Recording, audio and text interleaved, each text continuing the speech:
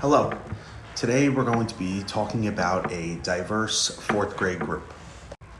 Given the range of the challenges that these students have, including intellectual disabilities, dyslexia, and behavioral challenges, I propose we use the UDL framework, the Universal Design for Learning.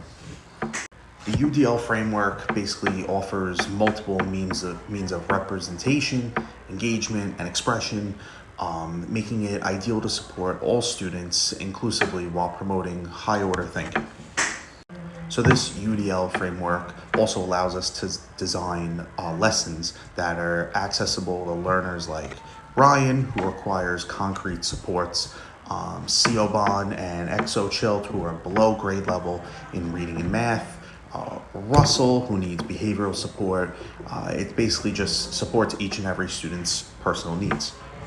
Another big reason why we're using this exact framework is because of how flexible it is, right? So it's able to benefit students with different strengths, weaknesses, challenges, with options for learning and expression. So now about the activities, I suggest maybe implementing a project-based learning activity. I already do that during the year, so I think it would help here. We really could center on a real-world problem, such as designing like a community garden.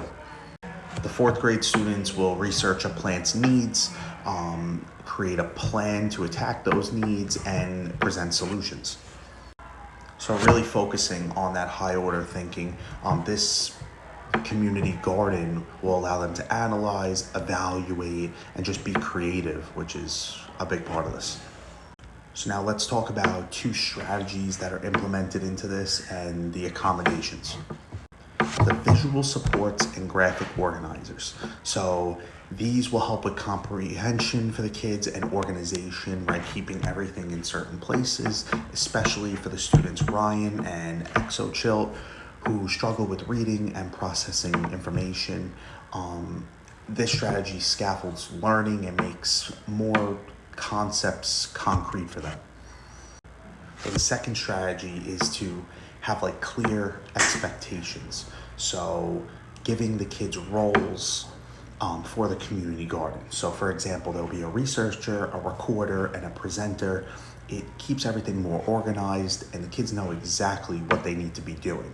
So for students like Russell, who has behavioral needs, he knows exactly what he needs to do and things don't get confused.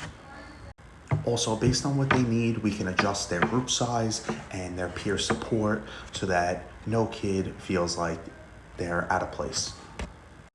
So now I did speak about graphic organizers and stuff like that, which could be on paper, but we also need to be able to adapt for online or hybrid type of work.